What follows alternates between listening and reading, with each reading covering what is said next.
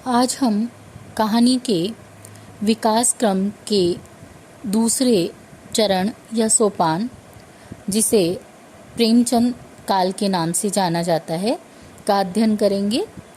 हिंदी कहानी में प्रेमचंद का आविर्भाव एक नए युग की शुरुआत करता है। इस युग के कहानीकारों ने हिंदी कहानी को सामाजिक व मनोवैज्ञानिक भूमि प्रदान की तथा कहानी में जो प्राचीन संस्कार रूढ़ हो चुके थे उनके प्रति एक विद्रोह का भाव भी प्रदर्शित किया तथा साथ ही सामाजिक यथार्थ और युग चेतना के अनुरूप नवीन संस्कारों की स्थापना भी कहानी के माध्यम से इन्होंने की।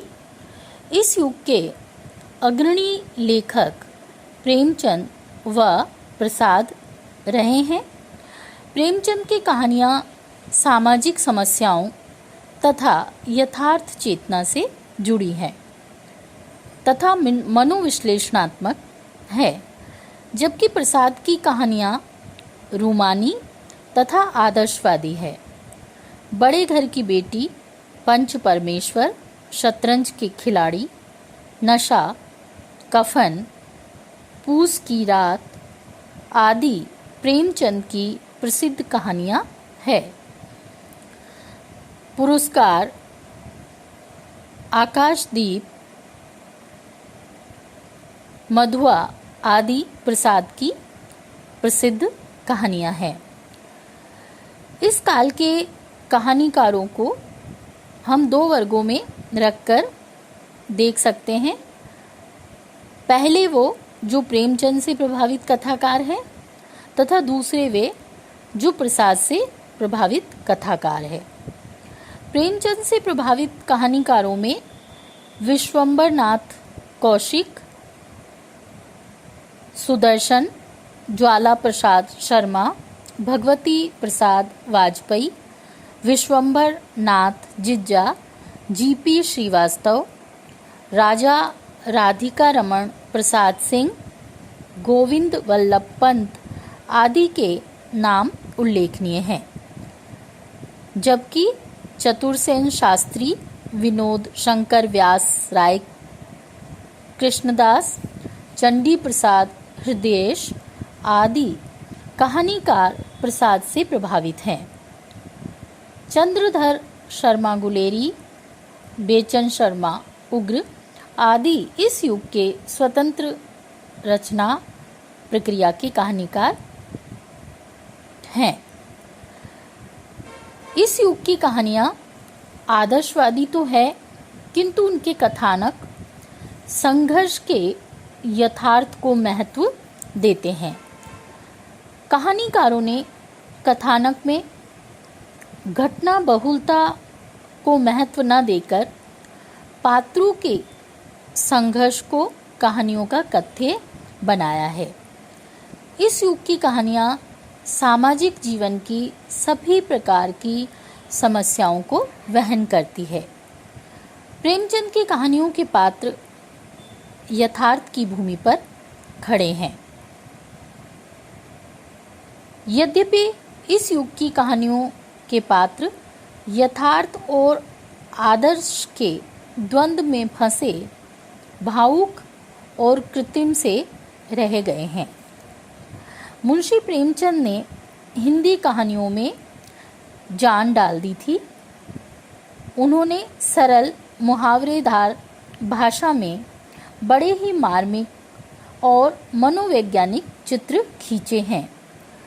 प्रेमचंद क्योंकि ग्रामीण जीवन के कलाकार थे, अतः उनके कहानी साहित्य में ग्राम्य जीवन के अनूठे चित्र मिलते हैं। इसके अतिरिक्त प्रेमचंद जी का संपूर्ण साहित्य शोषकों के विरुद्ध मुखरित हुआ है और शोषित की आक्रोशपूर्ण वाणी बनकर सामने आया है। प्रेमचंद युग में कहानी में वातावरण का चित्रण किसी भाव की पृष्ठभूमि प्रस्तुत करने के लिए होता है। साथ ही पात्रों के मनोव्यापारों को उद्घाटित करने के लिए भी हुआ है। कहीं कहीं वह प्रतीक के रूप में भी आया है। इस युग में प्रेमचंद की कहानियों की भाषा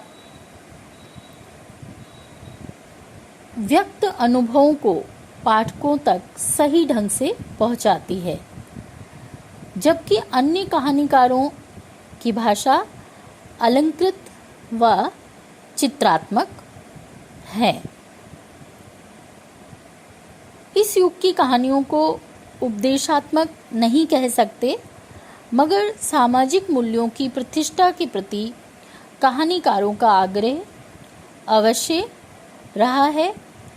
इस युग की कहानी में व्यवहारिक मनोविज्ञान का उपयोग भी सफलता से मिलता है। यदि हम जयशंकर प्रसाद की कहानियों पर एक दृष्टिपात करते हैं तो पाते हैं कि प्रसाद मूलतः कवि थे, अतः उनकी कहानियाँ भी प्रायः भावनामय और हृदय को स्पर्श करने वाली हैं। उनकी कुछ कहानियाँ गद्य गीत सी प्रतीत होती हैं। प्रसाद की कहानियों में से बाह्य जगत की अपेक्षा अंतर जगत का रूप झांकता हुआ अधिक दिखाई पड़ता है। इसी कारण वे गंभीर और अधिक मर्मस्पर्शी अथवा मार्मिक प्रतीत होती हैं। मानव जीवन के सुख दुख, हास परिहास, करुण रुदन आदि का सफल चित्रण हमें प्रसाद की कहानियों में मिलता है। प्रसाद की कहानियों की भाषा आलंकारिक और सामासिक है। इनके कहानी संग्रह छाया, प्रतिध्वनि, आकाशदीप, इंद्रजाल और आंधी नाम से प्रकाशित हुए हैं। प्रसाद की कहानियों में अंतर्द्वंद की एक सुंदर भूमिका है।